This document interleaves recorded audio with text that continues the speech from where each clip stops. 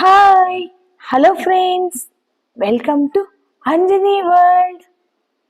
ఆదిత్య బావకి సుధాకర్ బావ విషయం చెప్పాలా వద్దా? ఆదిత్య బావకి విషయం చెప్పాననుకో, బావకి కోపం వచ్చి ఆ కోపంలో సుధాకర్ బావని ఏమైనా అన్నా చేసినా అస్సలు బాగోదు.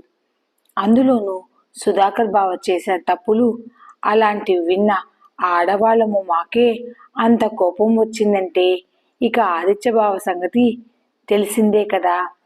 ఆదిత్య బావకు కామిని విషయం తెలిస్తే అసలు ఇంట్లో వాళ్ళనెవ్వరిని ఇందులో ఇన్వాల్వ్ కానివ్వడు. ముఖ్యంగా నన్నైతే అసలు ఆ కామిని దరిదాపుల్లోకి కూడా పోనివ్వడు. ఎట్టి పరిస్థితులలోనూ ఆదిత్య బావకి ఈ విషయం చెప్పొద్దు అని అక్క నా దగ్గర మాట తీసుకుంది. ఇప్పుడు ఎలా అని ఆలోచిస్తోంది మధు. మధు మధు ఏం మాట్లాడవేంటే, లైన్లోనే ఉన్నావా లేదా అని అడుగుతాడు ఆదిత్య. హా బావా, లైన్లోనే ఉన్నాను బావా, నువ్వు చెప్పేదంటా వింటున్నాను కూడా. మరైతే చెప్పు, ఏం చెప్పింది మీ అక్క అని అడుగుతాడు ఆదిత్య. మరి బావా, అది అది విషయమైతే అక్కని అడిగి తెలుసుకున్నాను. ఆ అమ్మాయికి ₹1,00,00,000 డబ్బులు ఇస్తే సుధాకర్ బావని వదిలేస్తాను అని అక్కతో చెప్పింది. లేదంటే నలుగురిలో సుధాకర్ బావ పరువు తీస్తానని అక్కని బెదిరిస్తోంది.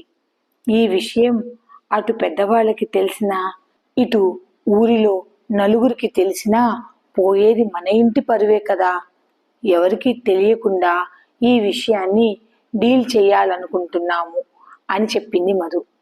₹1,00,00,000 డబ్బులను అడుగుతోందంటే తప్పంతా ఆ ఆడమనిషిదే అయి ఉంటుంది. అలాంటి వాళ్లను ఊరికనే వదిలేయకూడదు మధు. మనం గట్టిగానే ఆ ఆడమనిషికి బుద్ధి చెప్పాలి. లేదంటే ఈరోజు సుధాకర్, రేపు మరొకరిని మోసం చేయవచ్చు.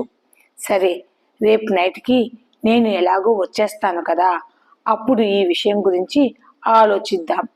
నువ్వు తొందరపడి ఏ నిర్ణయం తీసుకోవద్దు. నేను వచ్చేంత వరకు ఆగు. నువ్వు మాత్రం ఇంటి నుండి బయటకు వెళ్లకుండా బుద్ధిగా నేను చెప్పినట్లు ఇంట్లోనే ఉండు. మిగిలిందంతా నేను చూసుకుంటాను. ఇక ఎటువంటి ఆలోచనలు పెట్టుకోకుండా ప్రశాంతంగా పడుకో అని అంటాడు ఆదిత్య. అది కాదు బావా, ఇది ఆడవాళ్ళ వ్యవహారం కదా అని నెమ్మదిగా మేమే డీల్ చేద్దాం అనుకుంటున్నాము అని అంటుంది మధు. వెంటనే ఆదిత్య, నీకేమైనా పిచ్చి పట్టిందా మధు? ఇది ఆడవాళ్ళ వ్యవహారం అంటావేంటే? ఇది మా అన్నయ్య పరువుకు సంబంధించిన విషయం. చాలా జాగ్రత్తగా ఈ విషయాన్ని డీల్ చేయాలి. నేను వచ్చేంత వరకు నువ్వు ఆగలేవా మధు అని కోపంగా అంటాడు ఆదిత్య.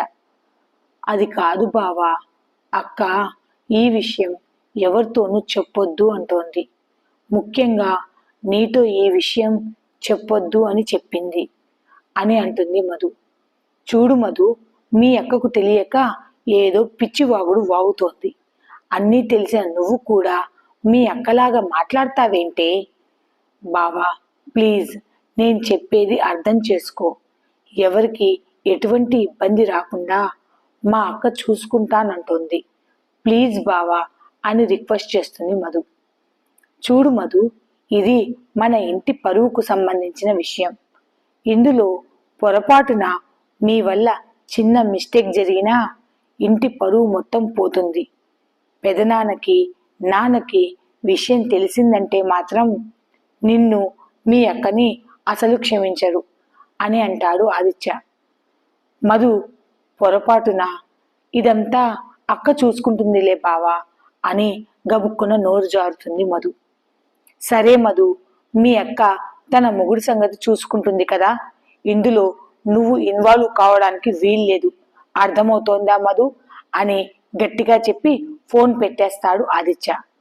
కంగారులో నేనేంటి ఇలా మాట్లాడాను అని అనుకుంటూ మధు ఆదిత్యకి మళ్ళీ ఫోన్ చేస్తుంది.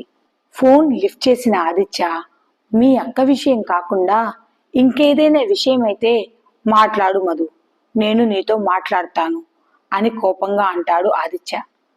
బావా ప్లీజ్, నువ్వే ఇలా మాట్లాడితే ఎలా బావా అని అంటుంది. ఇక ఇలా మాట్లాడక నన్ను ఎలా మాట్లాడమంటావే? మీరు ఆ ఆడమనిషికి అడిగినంత డబ్బుని ఇచ్చో లేక ఆ ఆడమనిషిని బెదిరించో విషయాన్ని సెటిల్ చేయాలని అనుకుంటున్నారు. కానీ అక్కడ విషయం మీరు అనుకున్నంత సింపుల్గా ఉండదు మధు. ఇలాంటి వ్యవహారాలను డీల్ చేసే ఆడవాళ్ళు చాలా డేంజర్గా ఉంటారు. ముందు నేను చెప్పేది నువ్వు విను మధు. ఆ ఆడమనిషి ఎలాంటిదో మీకు తెలియదు. ఆ ఆడమనిషి వెనక ఎవరు ఉన్నారో కూడా మీకు తెలియదు. ఏమీ తెలియకుండా అలాంటి ఆడవాళ్లతో ఈ విషయాలను ఎలా డీల్ చేయాలనుకుంటున్నారో నాకు కాస్త చెప్పవే. చూడు మధు, లోతు తెలియకుండా మనం ప్రాబ్లంని అంచనా వేయడం చాలా కష్టం మధు. నువ్వు మీ అక్కకు అర్థమయ్యేలా చెప్పు. నేను ఎవరికి తెలియనివ్వకుండా ఈ విషయాన్ని హ్యాండిల్ చేస్తానని నువ్వు మీ అక్కకు చెప్పు. నువ్వు గాని మీ అక్క గాని ఇంకెవరైనా గాని ఇందులో ఇన్వాల్వ్ అయ్యి అలాంటి ఆడవాళ్లతో మాట్లాడడం కూడా నాకు ఇష్టం లేదు మధు. నేను వచ్చేంత వరకు కాస్త ఆగండే. ముఖ్యంగా నీకు చెప్తున్నాను మధు అని అంటాడు ఆదిత్య. బావా, నేను చెప్పేది కూడా కాస్త వినిపించుకో బావా. ఈ ఒక్కసారికి ఈ విషయాన్ని మన ఇంటి ఆడవాళ్ళం మమ్మల్ని డీల్ చేయనివ్వు. ఏ విషయమైనా 1కి 10 సార్లు ఆలోచించి నిర్ణయం తీసుకుంటాను. ఈ ఒక్కసారికి మా అక్కకు నన్ను హెల్ప్ చేయనివ్వు బావా. మన ఇంటి పరువు పోకుండా, ఎవరికి ఎటువంటి ఇబ్బంది రాకుండా మేము ఈ విషయాన్ని డీల్ చేయగలుగుతాము. అంతగా మేము ఆ ఆడవాళ్లను డీల్ చేయలేకపోతే అప్పుడే ఆ క్షణమే నీకు ఫోన్ చేసి విషయం మొత్తం నీకు చెప్తాము. అప్పుడు నీ సహాయం అడుగుతాము. అప్పుడు నువ్వు సహాయం చేద్దు గాని ఈ ఒక్కసారికి ఈ విషయాన్ని మమ్మల్ని డీల్ చేయనివ్వు బావా. ప్లీజ్ బావా, ఈ ఒక్కసారికి నా మాట విను అని ఎంతో రిక్వెస్ట్గా ఆదిత్యని బ్రతిమలాడుతుంది మధు. పోనీ నేను వచ్చేంత వరకైనా కాస్త ఆగు మధు. నేను వచ్చిన తర్వాత నీకు ఎలా నచ్చితే అలా ఈ విషయాన్ని హ్యాండిల్ చేసి ఆ ఆడమనిషికి బుద్ధి చెప్తూ గాని నేను నీ పక్కనే ఉంటాను. నీకు ఎందులోనూ అడ్డు చెప్పను. నువ్వు ఏం చేసినా కాదనను. నేను నీ పక్కనే ఉంటాను కాబట్టి నీకు, నీ పక్కనున్న వారికి ఎవరికి ఏ సమస్య రాకుండా నేను చూసుకుంటాను. నేను వచ్చేంత వరకు నువ్వు ఏ పని తొందరపడి చేయవద్దు. ఆగు. అర్థమవుతోందా మధు అని ఆదిత్య ఎంతగానో చెప్పాడు. మధు మౌనంగానే ఉంటుంది. సరే, ఇప్పటికే చాలా లేట్ అయింది మధు, నువ్వు పడుకో అని కాల్ని కట్ చేస్తాడు ఆదిత్య. మధు తన తలని పట్టుకుని బెడ్ మీద అలానే కూర్చొని ఉంటుంది.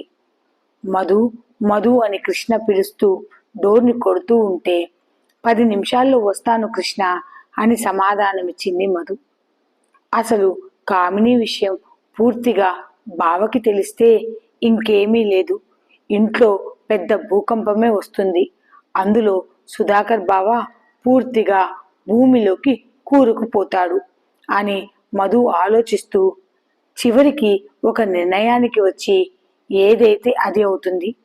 ఆదిత్య బావ ఇంటికి వచ్చేసరికి ఆ కామినీ చాప్టర్ మొత్తాన్ని క్లోజ్ చేయాల్సిందే అని గట్టిగా నిర్ణయించుకుంటుంది మధు. మధు, కృష్ణ, వసుధ, మీనాక్షి అందరూ హాల్లో కూర్చొని కామిని గురించి ఇన్ఫర్మేషన్ మొత్తం గ్యాదర్ చేసుకొని ఆ కామినిని ఎలా అటాక్ చేయాలో అనే దాని గురించి తీవ్రంగా డిస్కషన్ చేస్తున్నారు ఆ నలుగురు. చివరికి నలుగురు ఒక అభిప్రాయానికి వస్తారు. ఆ సమయంలోనే లావణ్య, సంజ కూడా తమ గది నుండి బయటకు వస్తారు. లావణ్య మధు దగ్గరికి వచ్చి, ఆ కామిని విషయంలో మీరు మా వదినకి ఏమని సలహా ఇచ్చారు?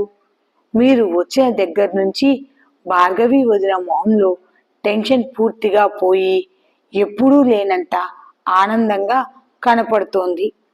ఆ విషయం ఏంటో మాకు చెప్తే మాకు కూడా టెన్షన్ తగ్గుతుంది కదా అని అడుగుతుంది లావణ్య. మధు పైకి లేచి లావణ్యను సంజను తన దగ్గరికి వచ్చి కూర్చోమని చెప్పింది. సంజ మధుని లోపలే తిట్టుకుంటున్నా పైకి మాత్రం తన కోపాన్ని చూపించకుండా వెళ్ళి మధు పక్కన నిలబడతారు సంజ లావణ్య ఇద్దరు.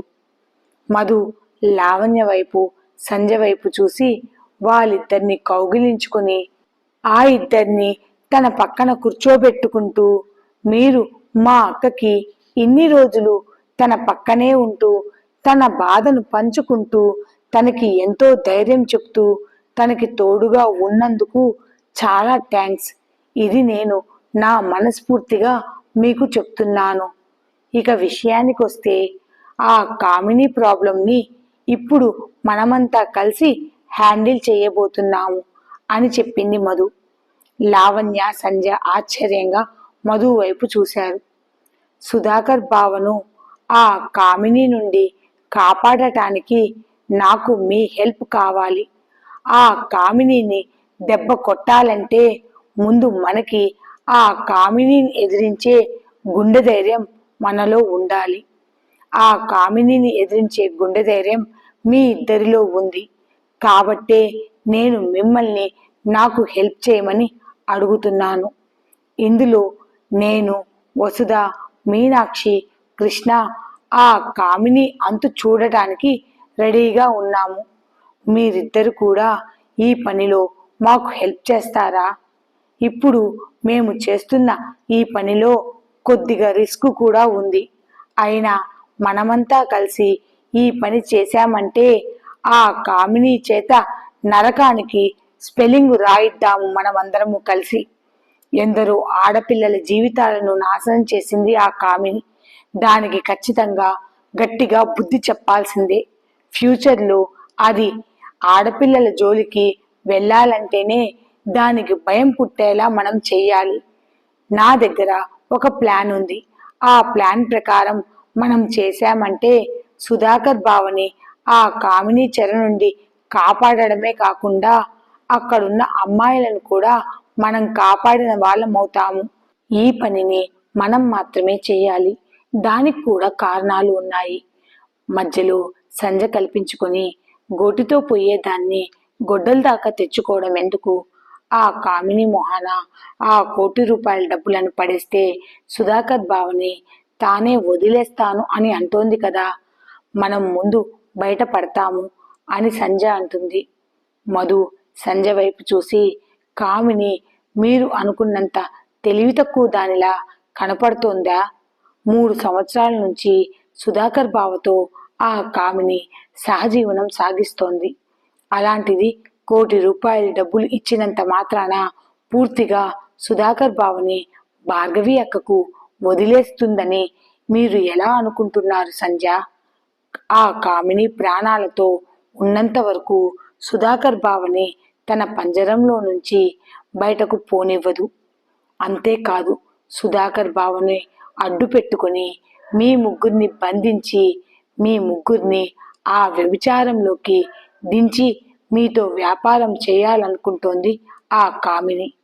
అంతేకాదు, మిమ్మల్ని కూడా అక్కడ ఉన్న అమ్మాయిలతో అమ్మేయాలని ప్లాన్ వేసింది ఆ కామిని. మధు మాటలకు లావణ్య సంజ ఒకరి మొహాలు ఒకరు చూసుకుని ఆశ్చర్యపోతూ మధు వైపు చూశారు.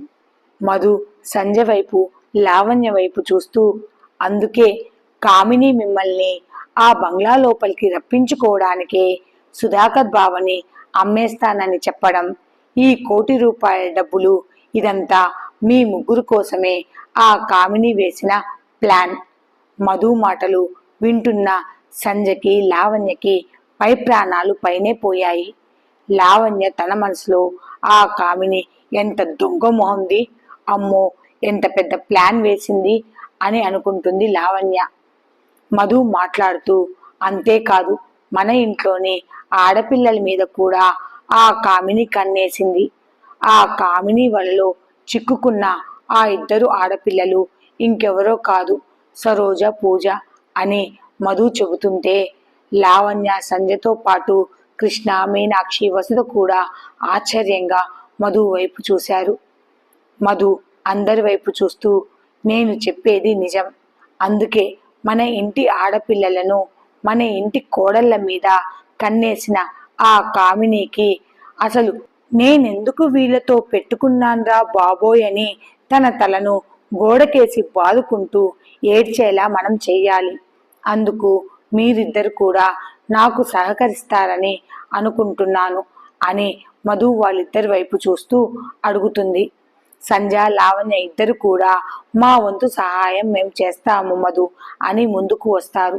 మధు ముందుగా ఒక అడుగు ముందుకు వేసి తన చేతిని ముందుకు చాచి, ఆ కామిని అంతు చూడటానికి నేను రెడీగా ఉన్నాను, నాతో పాటు మీ 5గురు కూడా రెడీనా అని అడుగుతుంది. కృష్ణ, మీనాక్షి, వసుధ, సంధ్య, లావణ్య తమ చేతులను మధు చేతులలో పెడుతూ ఆ కామినిని పూర్తిగా నాశనం చేయడానికి మేము కూడా రెడీగా ఉన్నాము మధు అని ఆ 5గురు ఒకేసారి చెబుతారు. ఈ స్టోరీ అప్డేట్ కనుక మీకు నచ్చితే please like, share and subscribe. Thanks for watching. కొంచెం సబ్స్క్రైబ్ చేసుకోండి ప్లీజ్.